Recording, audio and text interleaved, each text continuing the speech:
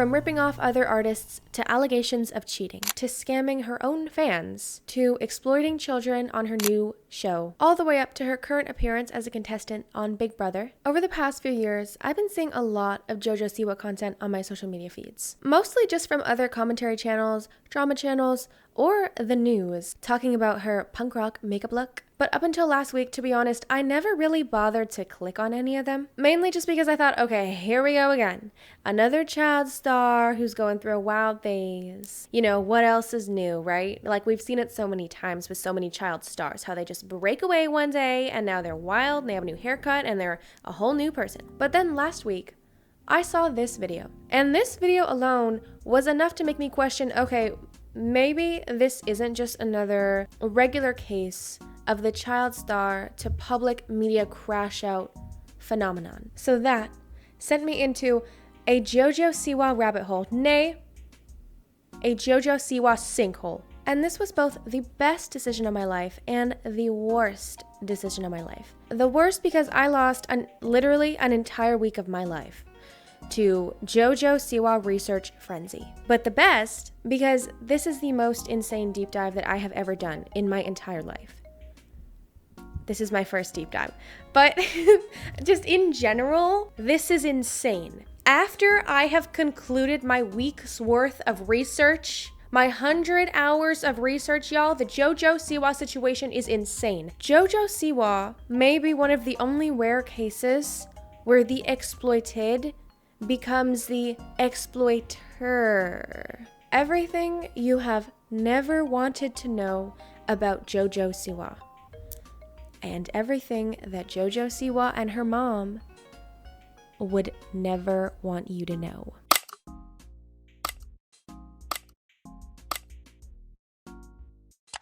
Hi y'all, it's Mariana and welcome to my YouTube channel where I talk about pop culture, trending topics, and social media scandals.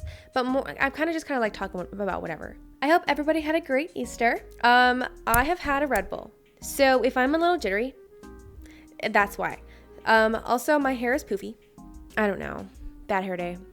Womp womp womp. Comment if you think my hair looks dumb. Normally I like to chat for a couple minutes, but like, to be so real, this video is going to be a long one and I have a lot to talk about. I know I say that a lot, but I have a lot. I'm just going to jump on in without further ado. I also have a lot of controversy to go over. There's a lot here, y'all. So I have taken the liberty of dividing JoJo's life into two sections. Section 1, JoJo with the Bobo. Section 2, JoJo post the Bobo. And within these two halves are a few little subsections. Let's start here. JoJo Siwa's early life and crazed dance mom, Jessalyn Siwa. So anytime there's a child star, I always say child star success is 100% based on the parent, because the parents are going out of their way to push and shove, and in some cases even force their kids into acting, singing, modeling, dancing, whatever it may be. They're taking the extra mile to go in front of casting directors. They're traveling across the country. They're buying their kids $1,000 headshots. And that leads me to Jess Siwa. Jess Siwa is a retired competitive dancer and dance studio owner originally from Nebraska. Her dance company was called Just Dance and was shut down when JoJo eventually started her pop career. Jess had put JoJo into dance lessons when she was 2 years old. And just so y'all know, we don't have our first memories until age 3. Preschool doesn't even start until age 3, but dance lessons she put her in at age 2. Apparently, JoJo never loved to dance. Apparently, she actually never even really liked or wanted to dance. It was Jess's doing. Because Jess made JoJo dance for 9 years and even pulled her out of public school so that she could homeschool her and focus even more of her time on dance. During those 9 years, Jess repeatedly said that she knew her daughter JoJo was a star. She would audition JoJo for those like sketchy online TV ads like, "Does your kid want to be the next Selena Gomez? Well, call 1-800-MY-KID'S-A-STAR. Apply right here. Credit card numbers needed." When did you know that she had that star quality? I think she was probably about 2 when I knew. It's funny. I called like that 1-800-MY-KID'S-A-STAR. Did you ever hear that on the radio? I was like, does your kid want to be on Disney or Nickelodeon or whatever? Call 1-800. My kid's a star. You know? I've never heard that.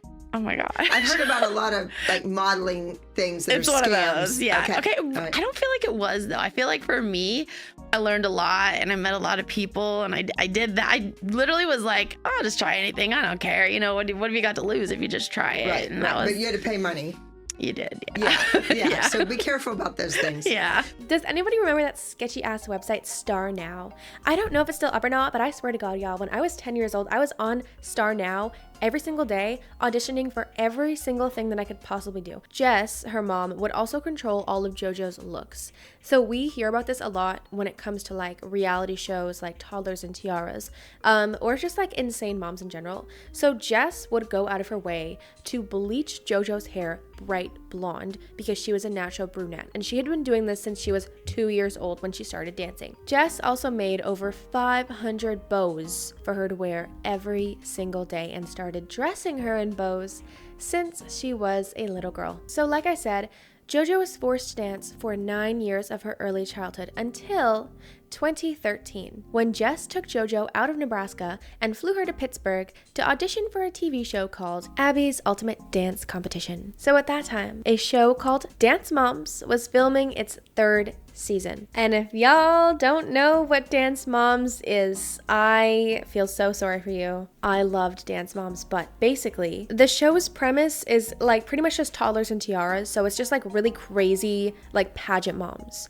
Except they're dance moms who would take their daughters to dance class every single day at a dance studio called the Abby Lee Dance Company. And then the moms would just kind of sit there and cause drama and talk shit about each other, and like in some cases they would actually start swinging. And they would fight each other and they would cry, and then they would like go talk to Abby about it, and Abby would scream at them, and then because Abby would scream at them so much for being so trashy and so loud and so disruptive, she would then in turn take that anger out on the kids, so then Abby started screaming at the kids, and it was just like this crazy scream fest, and it became like a brand for Abby Lee Miller to be like this insane, loud, obnoxious dance coach that was just like shockingly mean. A lot of the girls who were on the show, by the way, endured like years of emotional trauma from being on the show. So Abby's Ultimate Dance Competition was a spin-off of Dance Moms, where the winner of the competition wins $100,000, but it was also a good way for the producers to scout what kinds of girls were eligible to be brought in for like the later seasons of Dance Moms based on how loud their mom was and how sassy of a dancer they were. So JoJo was on this dance competition show and she placed 5th in the whole competition. But the entire time she was on the show, she was acting like an absolute brat. Part of being a star is you must have a hero win at all times. Say bye, Coco. You gotta go be fierce. Like, do you walk to the middle and go start stretching? All right. You're having her walk to the middle on day 1. You're gonna put her in the front middle? Yeah. Yep. Wow. Let the lovers love and the haters hate. Travis is gonna have to outshine JoJo. I don't think JoJo's gonna let that happen. You are little sass, honey. You have a lot of sass going on. Now, people hate on me. It's because I know they're jealous of me. Whatever they want to call me, they're wrong. This little JoJo, I want to sew her mouth shut. Duct tape. You guys saying that she should go home because of her mouth? Oh, yes. First of all, the way that she's acting in itself at this early of an age is a huge red flag to me, because why the f are you talking like that? Who taught you to talk like that? Who taught you to say those things? Who trained you to say those things? You know, kids don't just talk like that. Like, you have to get trained and told those things repeatedly to be able to like she sounds like she's rehearsed them a lot, is what I'm saying. To me, it is very obvious that Jess was clearly training her to be like this loud, obnoxious, sassy little girl who just had like all eyes on her in every single room, probably in hopes to get some kind of like producer attention or agent attention. Okay, also y'all, if I were to do a celebrity deep dive on pretty much any child star, not all of them, but like a lot of them, most of them, you would have the exact same story every time. Mother was a failed actress / singer / dancer. Mother then pushes child to act / sing / dance. Mother pulls kid out of school. Mother pushes the child to work vigorously. Mother goes to extreme lengths to place their kids in front of casting directors / agents / managers. I guess Jess Siwa's training worked because the producers ended up handpicking JoJo Siwa to guest star on the following season of Dance Moms, which leads me to our next and first official JoJo era. JoJo Siwa's Dance Moms era from 2014 to 2016. So JoJo was first featured on season 4 of Dance Moms in an episode titled Abby Strikes Back, where Abby held a national open call audition for the ALDC. But JoJo did not officially join the cast of Dance Moms until one season later in season 5. I'm not sure why. I guess they were just kind of like maybe testing to see if she would be a fan favorite, but she was in 6th grade by the time that she joined Dance Moms. So JoJo has talked a lot about her experience on Dance Moms. And in her words, she didn't see anything wrong with her experience or anything wrong with the way that Dance Mom was being produced or the way that Abby Lee Miller was running the studio. She actually called Dance Moms the biggest blessing of her entire life. However, this was how she was treated on the show. Well, if you're so good, you don't really need to be a part of the Abby Lee Dance Company.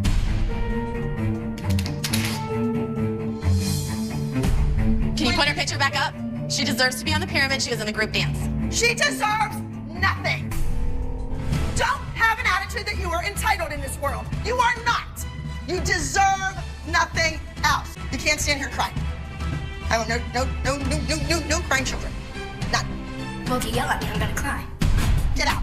I'm worried about you working in a professional environment. Will you speak louder than everyone in the room? Yeah. Right, and that's the problem. You're saying yes, that you want to do that, and then I just said that's the problem. You don't realize. Your kid told every single one of these kids that she called a clothing person and said, I'm at the ALDC this week, send me a package of clothes. And oh, I got these for free, and I got these for free, and I got these for free. And this is also where we get this iconic TikTok sound, which I say all the time to my real life friend named JoJo. Do you know the order of the solos? JoJo! Have you learned nothing? So pretty much every single girl who was on Dance Moms since then has since exposed Abby Lee Miller and Dance Moms for being a toxic, abusive work environment. And nobody from the original cast keeps in touch with Abby Lee Miller except for JoJo. If y'all don't know it, this show was problematic, y'all. Like, yeah, it was entertaining at the time, but this was so problematic. There has been multiple lawsuits, racism allegations, physical fights, and Abby Lee Miller actually ended up going to jail for a year. Stay tuned for an entire retelling of Dance Moms. Coming soon, summer 2025. The most notable moment. So I have memorized Dance Moms first episode to last episode. I've seen the entire series probably about 15 times. I know every episode. And the most notable moment that I noticed in Dance Moms for JoJo was this one clip here. You know what? You know why you're here? Because I feel sad for your little girl. Because she is going to grow up thinking that she's it. And when somebody out in that big bad world makes fun of her, she's going to lose it. You know, in your marketing dance mind, JoJo is the most commercial kid here that you will be taking to LA. As a person that teaches children day in and day out, I have a lot of issues with JoJo. I love her. I think she is a fabulous kid, but I think you are doing detrimental harm to her. Do you feel bad that you didn't get to see my solo? No. You are creating a monster. You are creating a monster. This makes me think that Abby knew what Jess was up to the whole time. That Abby knew that she was in the process of creating this brand for JoJo. During the time on Dance Moms, Jess would also push JoJo to host a master dance class, which later got her in a lot of trouble with Abby because A, she was not qualified to teach a master dance class by any means because she was 11, and B, Abby acted as the official and sole manager for all the girls on the ALDC elite competition team.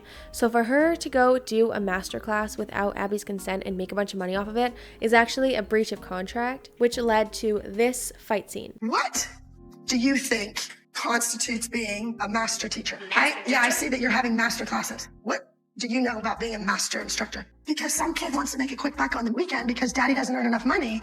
That's not really a master instructor. It just sucks that it gets on me.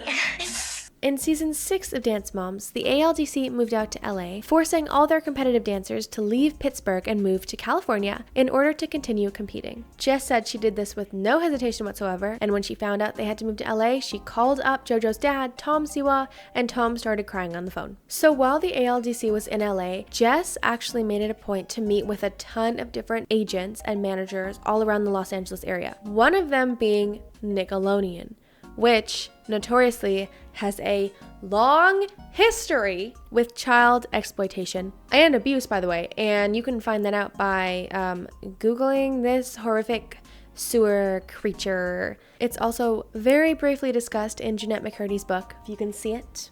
Jeanette McCurdy's book, I'm Glad My Mom Died, who played Sam on iCarly and Sam and Cat. I feel so smart right now. Look at me. I have a book. So as I said, one of them was Nickelodeon. The other one was a woman, and this woman's name is Karen Sterling. Karen Sterling is a talent manager that focuses on strategic branding for celebrities. And she does this basically by creating a recognizable brand for somebody and then designing and mass producing a ton of merch around it. She also owns 10 different concert venues, which I'm assuming she uses like for the people she signs to perform at. If y'all remember Bad Baby, she actually had the exact same thing happen to her where she ran into this guy who was like a manager and a brand specialist, and he gave her like an entire brand. Like Bad Baby, if y'all remember like the first year of Bad Baby's career, the first couple years, how she only wore her hair in a ponytail and sneakers and like a tracksuit and was acting all tough and rough and tough and wasn't really wearing any makeup. That was all done by a branding strategist. And she even said in an interview she wasn't even allowed to wear a dress. Her branding strategist told her that if she wore a dress, she would never work again and she would never make any money. That's how seriously these people take their jobs. Like these people are out here like creating like literal TV characters out of real life people. And if you work in the industry, like if you're like a dancer or an upcoming model or actress or influencer or a content creator, and you happen to run into one of these strategic branding people, congratulations. You're probably about to become a big star. But also rest in peace, because you'll probably get ripped off too. Which leads me to our next JoJo Siwa era. Pop star JoJo with the Bobo from 2016 to 2020. So halfway through Dance Moms season 6, you'll notice that JoJo and Jess literally disappear off the show. There was never any formal goodbye. They literally just disappeared. And then like, the producers wrote it in a way that like, oh, there was a big fight and they couldn't handle the heat. They couldn't take the heat. So they're leaving and they're going back to Nebraska or wherever they came from, back to Pittsburgh. But in actuality, it was because they signed a full consumer merchandising deal with Nickelodeon and got an agent. Because Jess saw bigger marketing opportunities for JoJo. And like I said before, Karen Sterling had some big plans for JoJo Siwa. And I asked JoJo what she wanted out of life because she was just telling me her whole story. I was like, wait, there's something here. And I didn't know what. And she told me what she wanted. And immediately, Jim, I knew in my belly exactly what it was I was going to do for her. I was going to make all of her wishes come true and beyond. I said, I'm going to build you to be a human brand. You follow my lead and I will make all of this happen for you and with you and more. And I found in an interview in Rolling Stone, thank you Rolling Stone, that what JoJo had told Karen that she wanted, this is very important. What JoJo had told Karen that she wanted was to be the next Hannah Montana. Now it kind of makes sense, huh? Do I need to even explain the rest of the deep dive? Can I just turn the camera off? And Karen said, basically, you gotta wear the bobo. The branding was basically just her acting as a kid who was cute, loud, confident, glittery, and most importantly, dressed in a bobo. The first merch JoJo dropped was the iconic JoJo bow in collaboration with tween jewelry store Claire's. And unless you were literally 6 years old in 2016, you probably have no idea what I'm talking about right now. But the JoJo bows were a huge fashion trend in elementary schools and possibly early middle schools. Some schools actually banned them because they were too disruptive. The JoJo bow was the equivalent of the drunk elephant 10-year-old Sephora craze. How all the kids just were spending all their money, all their birthday money, all their parents' money on drunk elephant, something that is literally not going to do them any good. It might actually hurt their skin. All the kids were spending all their money on bows. Do you know how many bows you've sold? The last time I heard it was over 90 million. They in schools became super popular. They had to ban them in school because kids were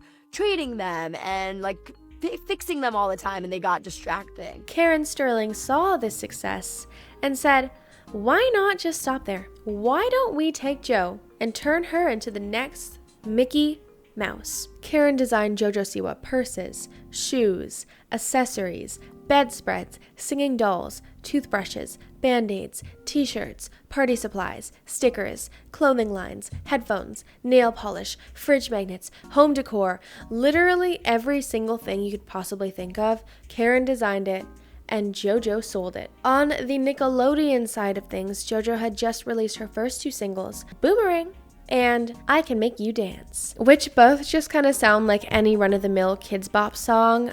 Save yourself the listen, it's not that good. In 2017 through 2019, that's when Nickelodeon gave her a lot more opportunities, including her own TV show called JoJo and the Bobo Show, made her a main host on Lip Sync Battle Shorties with Nick Cannon, gave her JoJo's Dream birthday special, and a ton of guest features across popular Nick shows. And in 2019, JoJo announced that she was going on her first ever world tour, the Dream Tour, where she would visit 52 cities across 4 countries. At this time, JoJo was 16. Some of y'all were smoking at 16. Some of y'all had tattoos at 16. I just want to read this to you so that you can truly understand how f***ed up this eternal child forever branding was that they gave JoJo Siwa. You and your tween may know her from YouTube. Her New York Times best-selling book, JoJo's Guide to the Street Life. Oh, Sweet Life. Sorry. Street life, it's the only thing I know. JoJo's Guide to the Sweet Life. Hashtag peace out haters. Fans will experience a magical adventure with JoJo and her dog Bobo as she tries to find her dream beau in Dreamland. So put on your JoJo bow and get ready to sing and dance the night away. It's not over yet, there's another paragraph. Young fans will have a glittery good time as JoJo performs hit songs like Kid in a Candy Store, Hold the Drama, and High Top Shoes. If there's anyone from Nickelodeon out there watching this today, what the f*** is wrong with you? What is wrong with you? This woman is 2 years from being a legally grown adult who can get married in any country, and you're branding her as if she's literally 6. Smash subscribe if you think Nickelodeon is moving weird. Like, if you actually think about it, not only was JoJo not allowed to be an adult, but she was never even allowed to be a proper teenager. Who describes a 16-year-old like that? Like, what kind of, like, that sounds horrible. Like, what is this, Barney? Like, I'm not a babysitter. So this Dream Tour was supposed to start in May and conclude in fall. But no. They kept adding dates. They added 28 more shows, and then they added 17 more shows, and then they added 11 more shows, and then they decided that they wanted JoJo to go all around North America again for a second time, and they added a final 50 more shows. JoJo Siwa was on tour for 1,053 days. 1,000 days! In case you're wondering, that's 3 years, y'all. 3 years this sister was on tour. No artist does that. Michael Jackson didn't even do that. The Gorillaz have never done that, and they're holograms. This was a minor. This was somebody who wasn't even legally supposed to be working this kind of schedule, but Nickelodeon found a way, a loophole around the law so that they could overwork a 16-year-old girl to work for 1,000 days. But the Nickelodeon handcuffs were soon to be unlocked because 2 years into her tour, in January of 2021, JoJo Siwa announces that she is gay. Which leads me to JoJo Siwa's gay icon era from 2021 to 2024. So JoJo came out by lip syncing to a song Born This Way by Lady Gaga and wearing a shirt that her cousin got her that says Best Gay Cousin. Hours later after coming out, her house was swatted, which, if y'all don't know, is just like this horrible, cruel, illegal prank that usually racist people or homophobic people will pull. If you've ever participated in a swatting as a prank, it's honestly embarrassing. Like, you think you're cool, you're not cool. No respect. So while lots of celebrities were reaching out to her and publicly praising her for coming out, a lot of JoJo's fans had actually turned out to be quite conservative. or at least the parents were quite conservative, because the fans were absolutely outraged. The world had shown so much love, so much support, and then I read comments, and it was the opposite. Don't do that. It was so. I remember vividly. I had like 52,000 comments in 24 hours. Like I never. And it was like the first 2 scrolls were like my friends, was like press, was like other celebrities, and after that, it was, I kid you not, if it was 52,000 comments, it was 51,800 negative comments. Saying what? And I was just like, I'm never gonna let my kid watch you again. I'm never gonna buy a bow again. Like, burning all my child's bows. Think about that, like all the conservative parents. and That's sad as fuck. That was a moment for me where I was like, oh. Not only that, but Nickelodeon decided to drop her from their priority roster since, you know, like being gay just like isn't marketable. It's not marketable. It's not relatable to the kids these days. What do kids know about being gay? It's like, how can we make money off of this? Nickelodeon actually made her have a meeting with the president of the whole company, in which they sat down and the president asked her, so what are you going to tell your younger demographic? JoJo said the truth. I'm just going to tell them that I'm gay. And then that is when Nickelodeon pretty much completely distanced themselves from JoJo Siwa. I don't know why they were acting like being gay is this horrible thing. Like as if kids don't grow up with gay parents literally all the time. As if no child has ever seen Modern Family before. Is there not gay people on Nickelodeon? And bear in mind that when she came out, she was 17, only like a few months from her 18th birthday. A stone's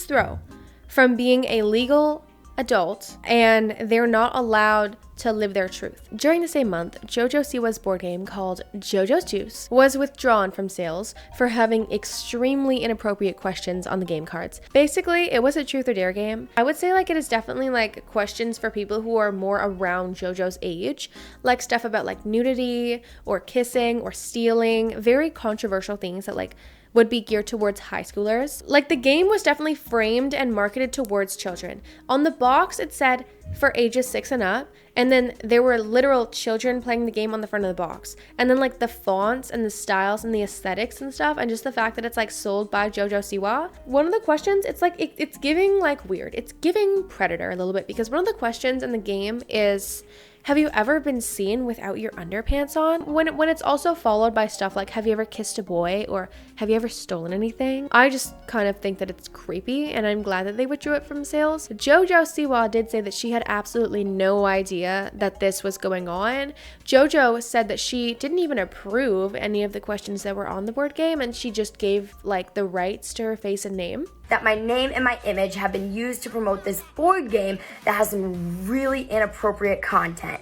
Now, when companies make these games, they don't run every aspect by me, and so I had no idea of the types of questions that were on these playing cards. How are you selling this and you don't even know what it is? Like, how are you selling this and like you're selling this creepy ass, like weird ass board game to children and you didn't even know what the questions were? Like that just kind of like goes to show like she wasn't involved in what was happening. Like this whole JoJo Siwa brand was a lot bigger than the actual person herself, because clearly what they were doing was they were just selling the licensing. Like they were pretty much just slapping their face on everything.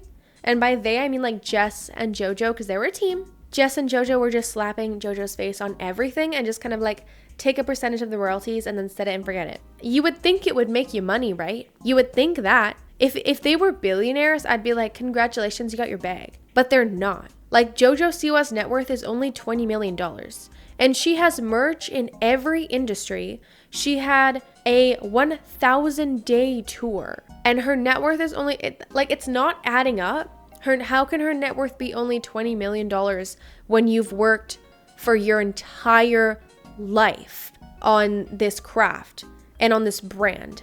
It's giving that Karen and Nickelodeon took like 80% of the profits and JoJo and Jess were given like 20% or something like insultingly low. Like $20 million is like the same net worth, I think, as like Bad Baby's net worth before OF.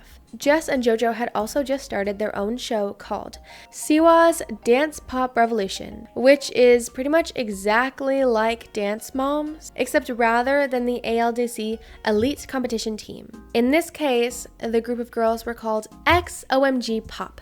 I don't know if I'm saying that right. I don't really care to look it up if I'm saying it right. XOMG Pop is a stupid name. And the only other way that I can think of to pronounce it would be ZOMG Pop, if like the X was to be pronounced as a Z. XOMG Pop is still stupid. You know what? XOMG is actually easier to say, so maybe I'm just say XOMG Pop. But instead of competing at various shows for trophies, each week, one girl from the group is eliminated in an effort to make the perfect all-girls pop group. I'll save you even more time. This is just a bunch of mini JoJos. There's nothing like remotely amazing. I'm not gonna say that there's nothing special about them because they're all special. Basically, JoJo and her mom just made a group of JoJos. So they all look exactly like JoJo, they all dress exactly like JoJo, and they all dance and act exactly like JoJo. So it's just like JoJo times 6, but like worse because it's not JoJo, but like also better because it's not JoJo. Either way though, it's not a good watch. So 2022 and 2023 were pretty calm for JoJo. After her dream tour finally came to an end in 2022, she finally ditched the bow and got like a pixie haircut and started dressing like a little more gender fluid or like tomboyish, as one might say. She was on a few TV shows, like she was a judge on So You Think You Can Dance, America's Got Talent, and RuPaul's Drag Race. But 2024 is when things get very concerning for JoJo Siwa, which brings us to the drama and the scandals that we have all been waiting for. JoJo Siwa's controversial rebrand of 2024. Something was in the water for Miss Siwa on March 5th, 2024, where she teased her new rebrand in a series of 9 different Instagram posts that make like one big sentence that says something stupid. It says like, oh, see you in a month, karma's a bitch. I actually don't know if it says that. If it does say that, then like congratulations, my memory's getting better. But it's just like a bunch of random photos. It was all posted on the same day too. And on March 13th, she posted this reel. A new era of life, we're becoming an adult.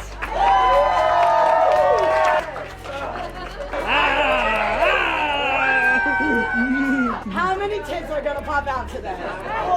I'm definitely working on 2. Along with this warning video. Warning, the following content is not made for children and may be disturbing or offensive to some viewers. May contain sexual themes, violence, strong language, dramatic scenarios, and flashing lights.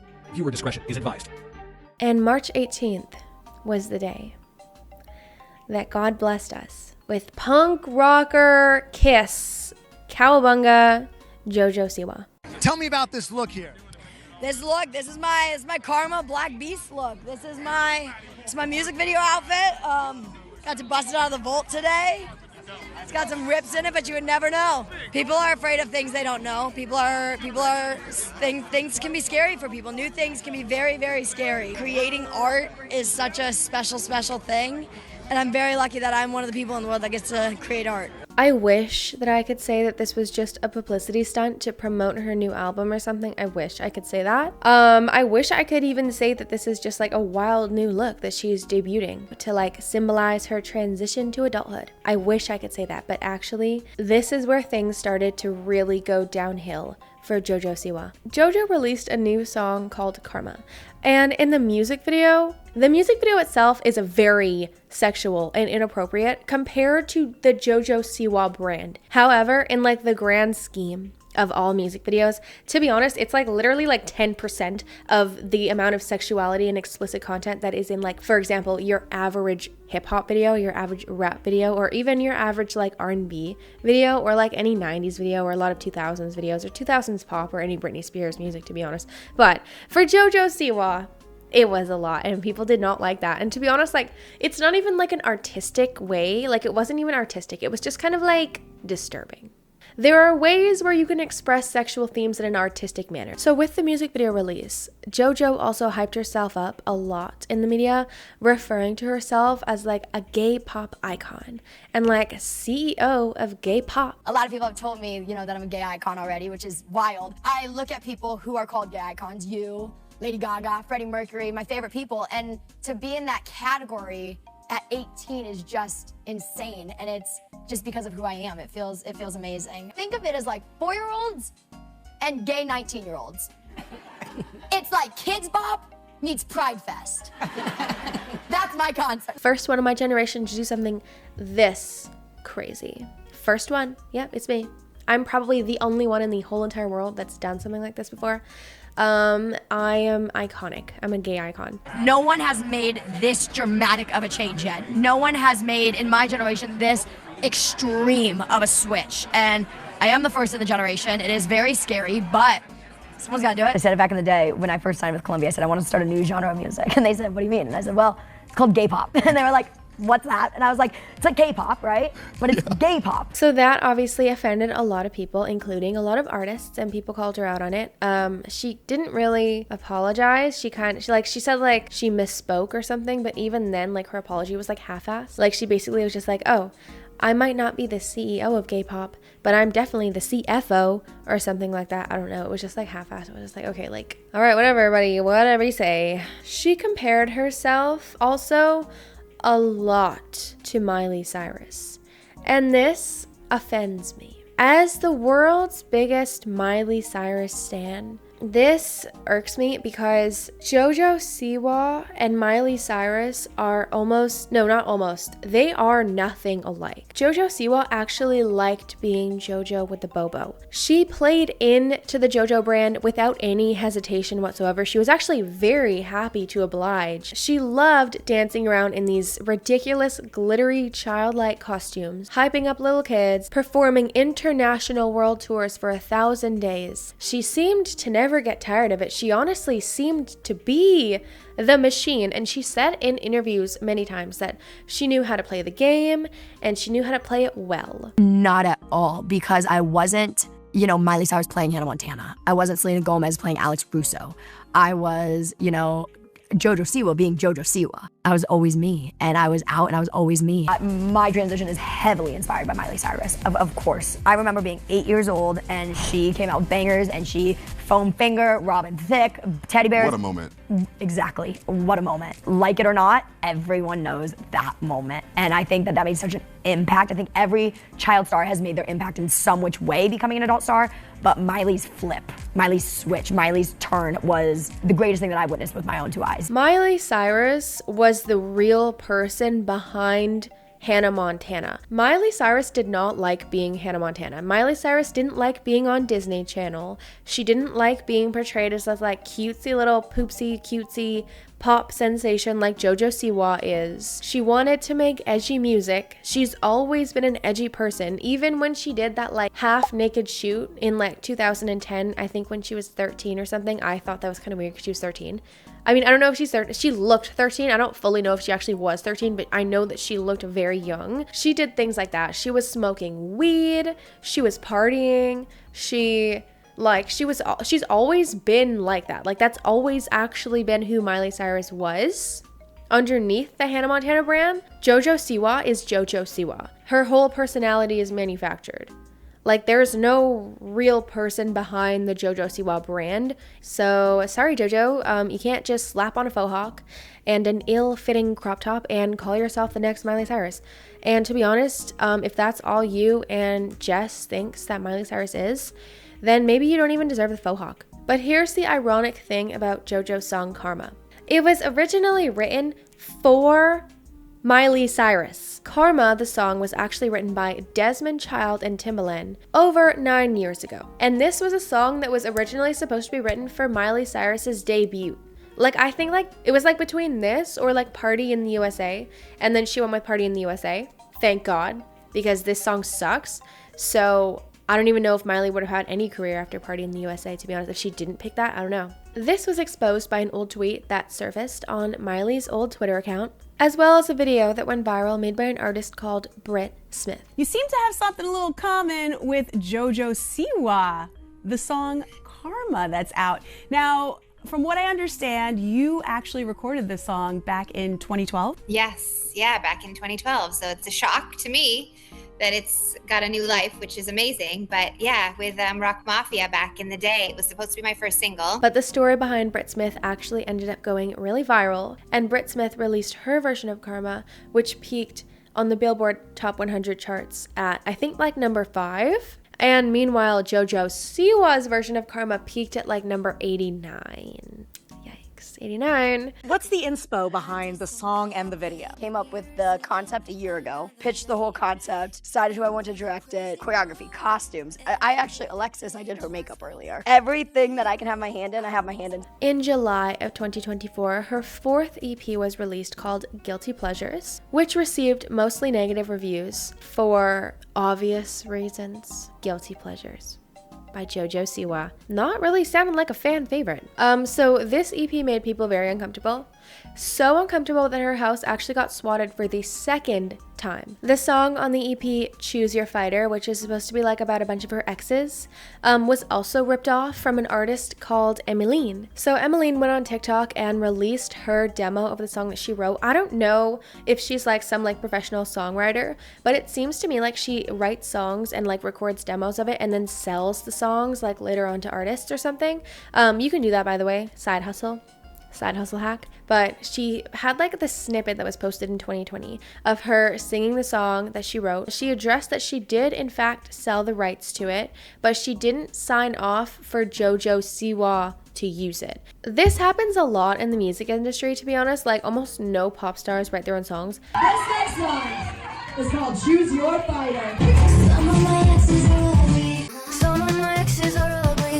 But y'all, none of this so far is the worst thing to have happened in 2024 for JoJo Siwa. This is though, and that brings us to the exploitation of XOMG Pop in 2024. Again, don't know how to say it. It might be ZOMG. So in February of 2024, JoJo and Jess Siwa were alleged to have mistreated members of the OMG Pop group by subjecting members to horrible rehearsal schedules that left almost no time for school and promoting an unhealthily competitive working environment. Alright, so this girl, Leah Sanderson, so she is a girl from XOMG Pop. Her mother, AMG, had to leave her home along with her 3 other kids in Texas and shut down the daycare center that she was running so that she could go with Leah to LA to be in ZOMG Pop. So here are some things that the Sandersons came out and alleged happened to them while they were working with JoJo and Jess Siwa and being in ZOMG Pop.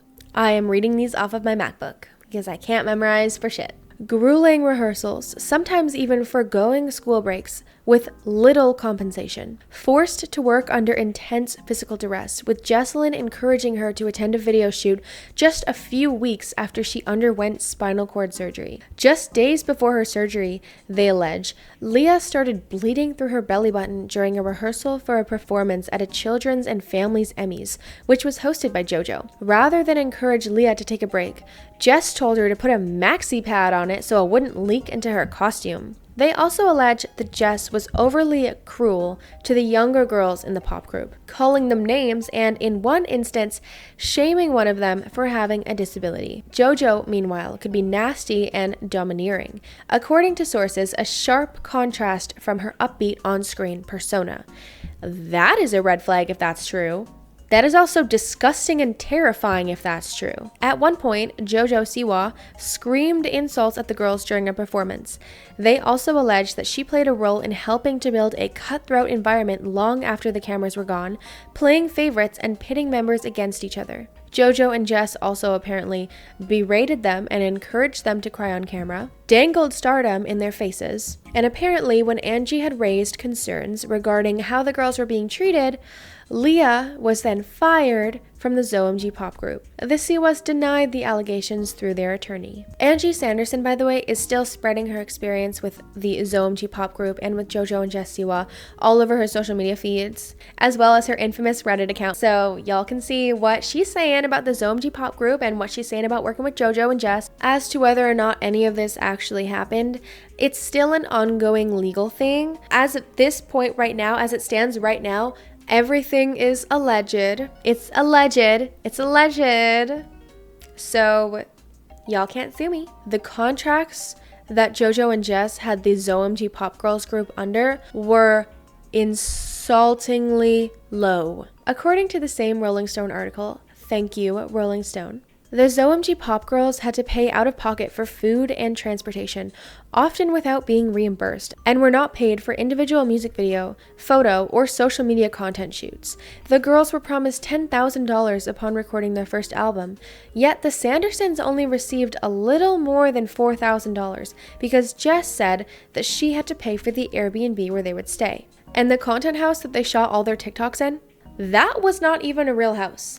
The girls were not even allowed to sleep in the house. Angie alleges that after leaving the Airbnb, she and Leah would spend several months sleeping on blow-up mattresses on the floor of Kinley's dance studio. They also weren't compensated for any of the social media content they made and were only awarded a $500 weekly prize if their TikTok had the most views in 1 week. At one point, she and Bella's mother started working directly for Jess herself, organizing JoJo's closet and scrubbing toilets in their personal home for $20 an hour, according to PayPal receipts and a schedule that was provided to Rolling Stone. This bitch came with receipts. I love a bitch who comes with receipts. They said, where's the receipts? And she brought the actual receipts. That is so fucked up. JoJo and Jess Siwa making the XOMG Pop girls' moms scrub their toilets for $20 an hour because they are not paying them fairly. Also, JoJo and Jess made a ton of like the XOMG Pop merch, like how JoJo Siwa had merch. They tried to do the same merch stuff with the XOMG Pop girls. But the XOMG Pop girls were only promised a 2.8% of all revenue. And in case you're wondering, 2.8% is not only insultingly low, but it is disgustingly low. This is exploitation. And this part of the contract, this isn't alleged. This was a copy of the contract that was given to Rolling Stone. So these were the terms that was laid out in the legal contract. They literally only promised these girls 2.8% of all the revenue and didn't pay them anything else. But you know what? It doesn't even matter. Because they didn't get 2.8%, they actually got 0%. They got zero. They did not see any sort of revenue from any sort of merch sales. They were paid nothing, actually. So that is why there is a huge lawsuit right now. So of the entire girls group of 7, there's only 3 that remained. All the rest of them quit and dropped out, and JoJo and Jess never addressed it on their show. They never had a formal goodbye. They kind of just treated them like they never existed in the first place. So this like weird scamming cash grabby thing only gets a lot worse in 2025, although not by much, because like how much lower could you possibly stoop below forcing children to sleep on air mattresses? Okay, Ash Trevino. Okay, JoJo Trevino. So now let's talk about JoJo scamming her fans and current Big Brother scandal in 2025. Comment down below so far your thoughts on Jess Siwa. Comment down below. I'm very interested to read your comments. Your thoughts on Jess Siwa. Okay, so let's start with the current Big Brother scandal before I get into the concert ticket thing. So you might have seen this clip going around. If I stay longer than 4 days, you won't be gay anymore. I can guarantee I will still be gay. I'll tie you up. After which, JoJo Siwa's girlfriend took to social media and roasted Mickey, slamming him for being an obvious homophobe. So that is actually not the controversy that I'm talking about on Big Brother. The controversy I'm talking about actually happened yesterday, the day before me filming this. This is regarding JoJo Siwa sharing intimate moments with a TV host, I think he's a TV host, named Chris Hughes, her housemate on Big Brother. So people are speculating that there's something a little bit fishy going on between JoJo and Chris, which would mean, of course, that JoJo would be cheating on her girlfriend, unless they have like some kind of like open relationship thing. And to make things slightly worse for JoJo, she actually admitted to another housemate on camera that she actually was not a lesbian and that she is queer. I'm not lesbian, I'm queer. You are?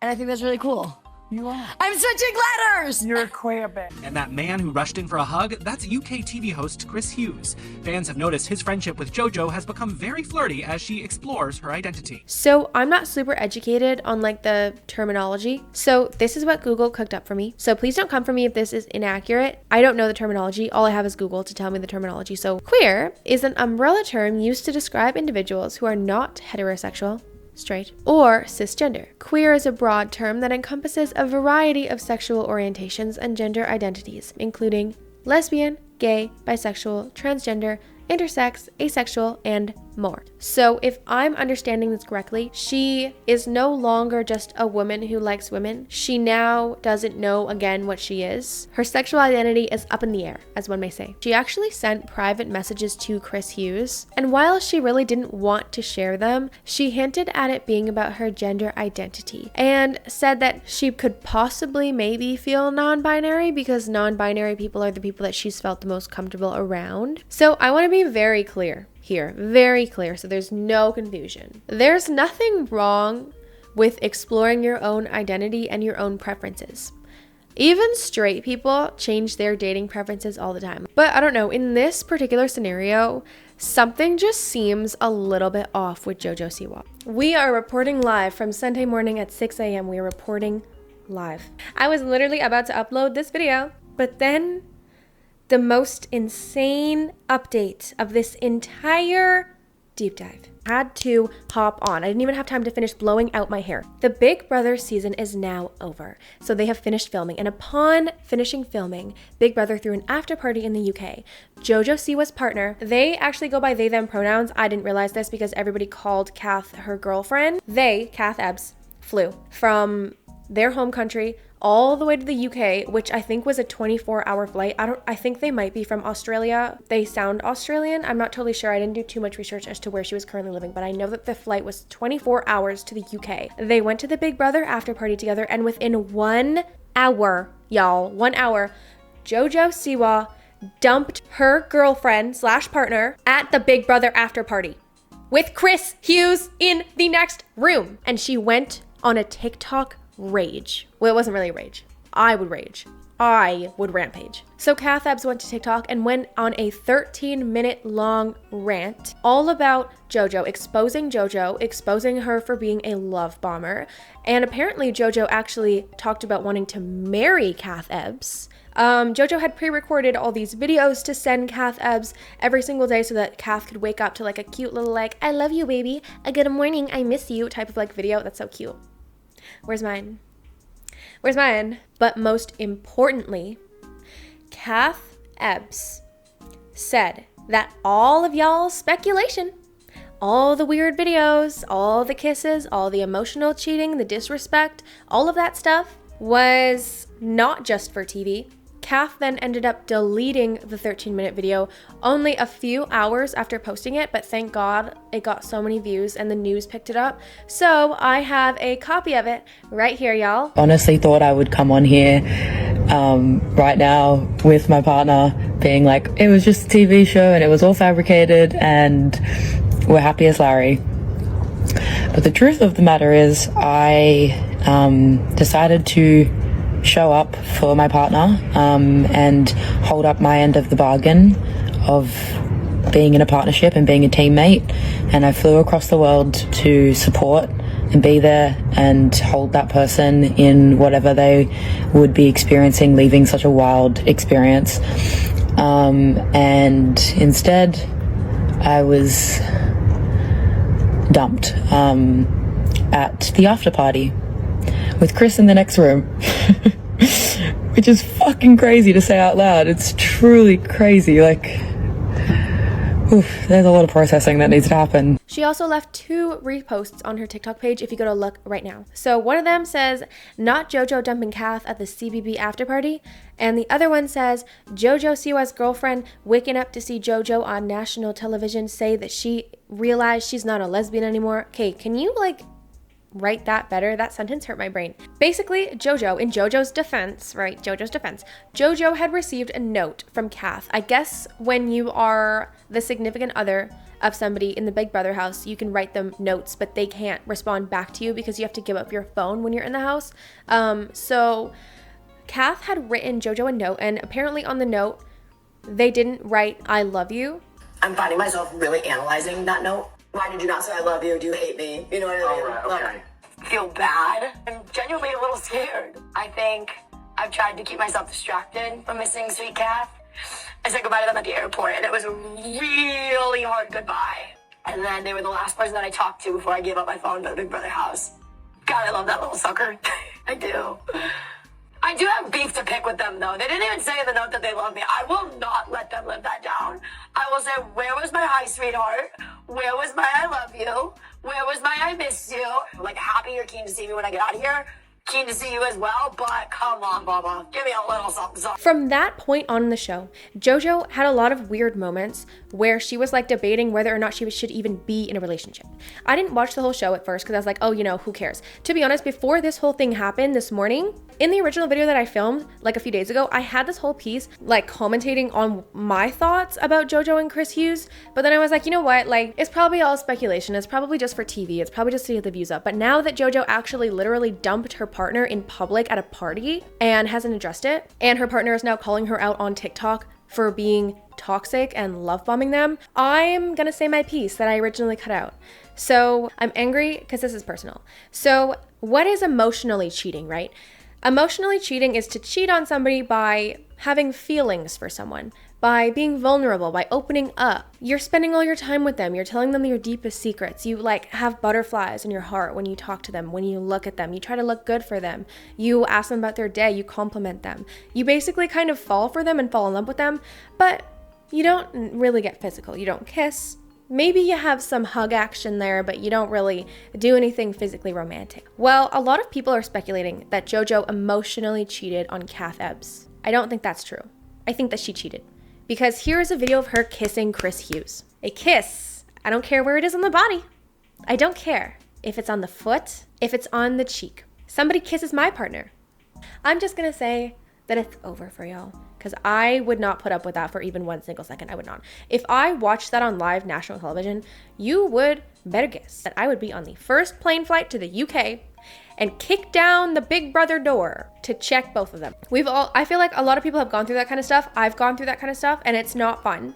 So to see it on national, I can't even imagine to have to watch it on national television and then your worst nightmare is then coming true and you go to see your partner and your partner, oh, actually doesn't really like you anymore and doesn't really see you as somebody that they want to be with anymore. And I know that I just literally went into interviews in the Big Brother house and talked about how much I loved you and missed you and wanted to be with you and talked in a widow baby voice and said, where was my love?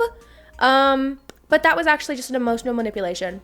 And I actually don't want to be with you. And I'm actually not a lesbian, by the way. And I'm actually seeing Chris Hughes. What? I miss the Bobo because the Bobo didn't come with this bullshit. What is going on? I just wanted to say my piece because emotional cheating, honestly, sometimes it can hurt way more than physical cheating. It can. Because you can actually regret physical cheating, right? If you do it drunk, if you do it in the spur of the moment, you can regret physical cheating. You can't regret emotionally cheating because you are literally falling for that person. Every day that you choose to emotionally cheat is a choice to get closer and closer into falling in love with a different partner.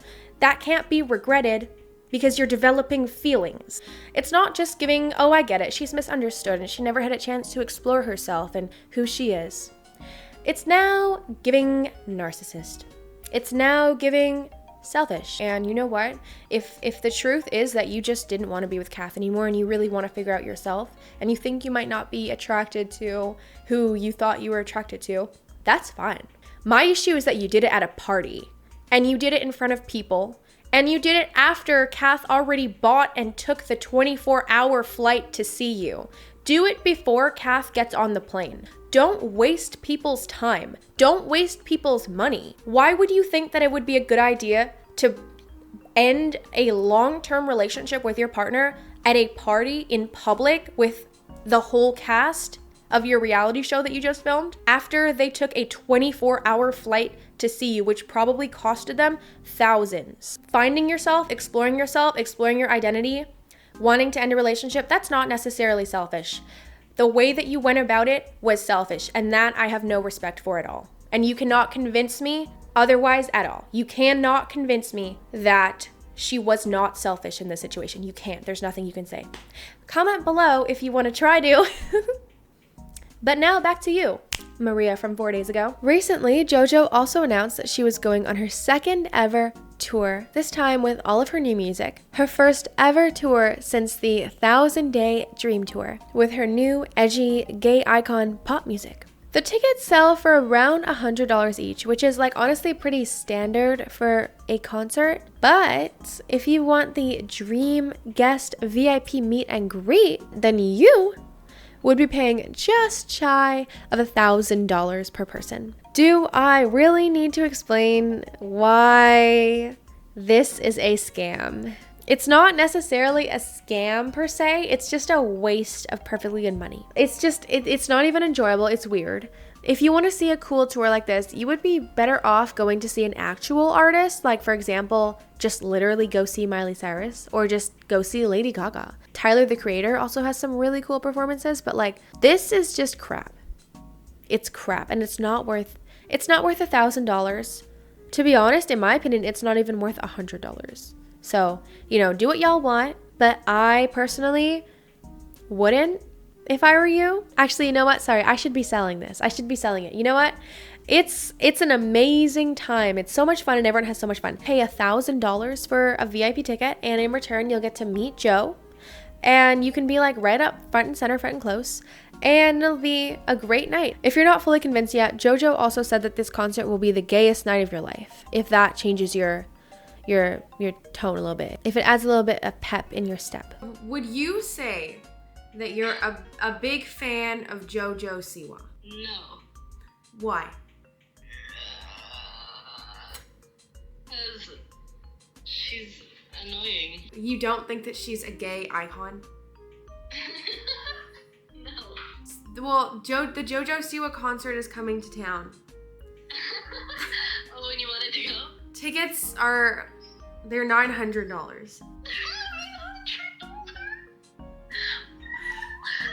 Who's paying $900 to see JoJo Siwa? JoJo Siwa herself said, it'll be the gayest night of your life. Great, perfect. Well, in that case, put me down on the list. It just sounds creepy. It's just like, it'll be the gayest night of your life just sounds a little bit like. Because like the thing is, when it's coming from JoJo Siwa, if RuPaul, for example, was throwing something and said it'll be the gayest night of your life, oh fuck yeah, I'm there. I'm there. I wouldn't recommend that you spend your money on this, to be honest. I would recommend that you support a real artist. Here's my little mini take to clarify. When I began researching this topic, I still had a lot of sympathy for JoJo Siwa because she was a child star and she was exploited very heavily. But now that I've made it to the end, I can't say that I have that anymore. It's sad, I get it. It's sad because she didn't get the chance to grow up. She didn't get a proper chance to grow up or be a teenager or experiment with who she is. So how could you possibly know who you are if you've never even been allowed to leave the stage of being a 11-year-old? I think that this was just a kid who happened to be a really big fan of Hannah Montana and wanted the Hannah Montana lifestyle for everything that it was on a very surface fictional level. The materialism, the fame, the fortune, the screaming fans, the world tours, the aesthetics, the dress up, the glitter, the outfits, and the wild breakout moment that you go from teen pop sensation to wild child like she always idolized that Miley did with her Bangers album. She didn't want to be a singer. She didn't want to write music. She couldn't write music. She didn't want to dance. For lack of better words, it seems like she kind of just liked being a puppet and wanted almost no creative control. I will never ever claim to be a singer, but I will claim to be an artist. Okay. I am giving the world art. But if y'all made it to the end, congratulations. That felt like a long one. Maybe it was just me because it took me a week to gather this information, but oh my god, that felt like a long ass video. Comment Bobo down below so I know you're an OG and made it to the end. If you enjoy videos like this one, I post new videos every Friday and Saturday morning. I hope y'all have a beautiful rest of your day or night. And Dream guest on my podcast? Oh my gosh. I mean, honestly, let's spice things up. One of my exes. Oh?